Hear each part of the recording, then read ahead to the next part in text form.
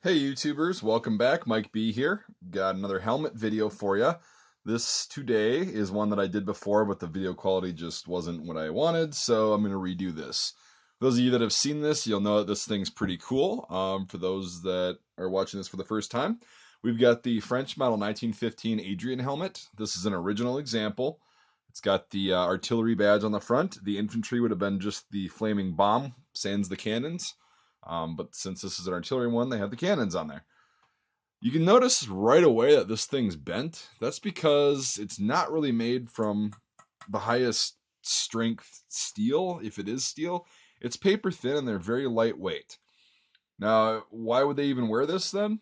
Okay, well, in 1915 and before, like in 1914 when the war started, but primarily in early 1915, all the countries were trying to figure out how to reduce casualties as there was such a catastrophic number climbing and climbing, and they're like, okay, what's the number one killer? And they said, head injuries. We wear hats, and there's people that are getting hit with dirt clods and other debris from artillery and what have you. If we introduce something that'll protect the skull, we can probably keep more men up on the front.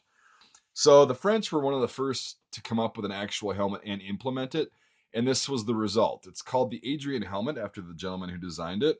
Now, out of all the prototypes, this one passed because it had the top comb that provided a place for protection and there's a vent right here, so it's ventilation and protection from overhead stuff. It just adds a little bit of reinforcement, and it's a decorative thing.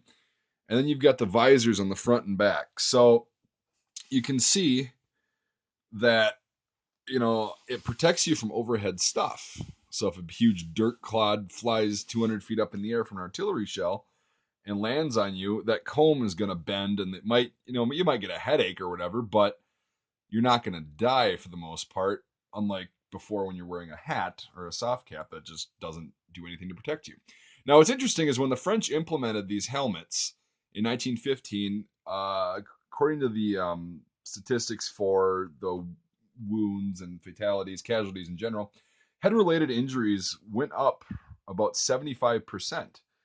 And the French High Command was like, why is this happening? We just spent all this time, money, and research getting these things developed and sending them out to the boys. And why are they getting hurt more? And somebody who understood statistics is like, actually, no, that's not the way it's working. Head related injuries are being reported 75% more because before these were introduced, they were all reported as fatalities. So it actually reduced a lot of would be fatalities just by introducing this tiny little helmet that's just a layer of tin, it feels like, but it's steel. You reduce that many casualties or deaths, and maybe you can get those guys back up to the front. That's a win. So I'll show you the liner right now, and then we'll talk about the paint. The liner is just a simple design. You've got these little spacers right here that they introduced to kind of absorb the shock from rounds going off near you and stuff. I don't know how effective those were, but I guess it prevents your head from bouncing against the rim, so it makes it a little bit more comfortable. It's just some fluted, corrugated, like tin. It looks like, I don't know if it's actually steel. I think it's tin. Anyways, then you've got a 7-tongue liner. This one's actually in pretty good shape. It's pretty supple.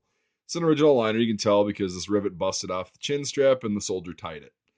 The chin strap's actually pretty supple too, so it's in great shape, and it fits me. It's about a size 60, 60 to 61, which is extremely unusual because most of these are absolutely tiny, and this one actually fits me. So it's pretty crazy, but yeah, I'll get you a detailed shot. So it's a 3-piece design. You've got the front rim, the back rim. Actually, it's a 4-piece. I'm sorry, 4-piece. 1, 2, 3. The dome is one part, and then 4, the comb, which is held on by split pin rivets, so it can actually be removed and replaced if need be. I don't know how many times they did that. A lot of these would be riveted. This one is just, I think, tack weld or not tack welded. Just I forgot what it's called when they just pinch. Oh, it's a pinch weld. Yeah, I think it's just pinch welded together. So they must have pinched it or used some kind of adhesive. I'm not sure. But anyways, you can see this is really bent up. It's got a lot of dents in it and stuff.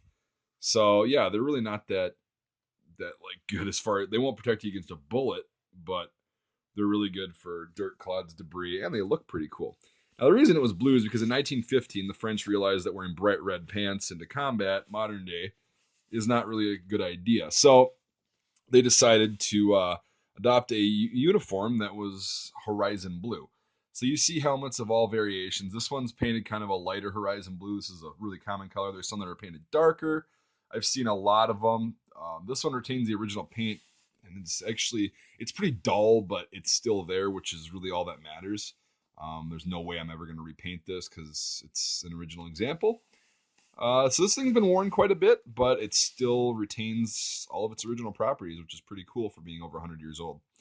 All right, well, that's all I've got on this. If you're new to the channel, if you could like this video and subscribe, that'd be fantastic. And if you could check out my Patreon, a link of which is in the description, that'd be cool. To all my watchers, past and present, I really appreciate your views. And thanks for watching again. And we will see you next time. Let me know if you got any questions. Thanks.